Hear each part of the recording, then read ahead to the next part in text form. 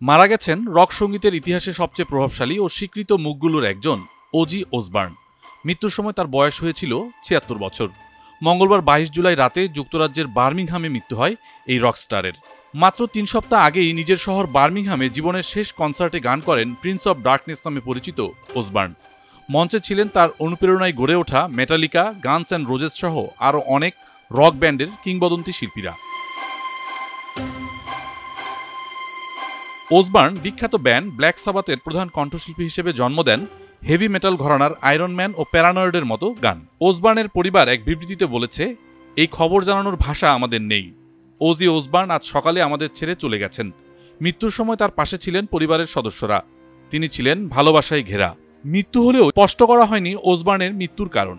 তবে বেশ কয়েক বছর ধরেই নানা শারীরিক জটিলতায় ভুগছিলেন তিনি। ২০১৯ সালে ওসবার্নের পার্কিনসন রোগ ধরা পড়ে।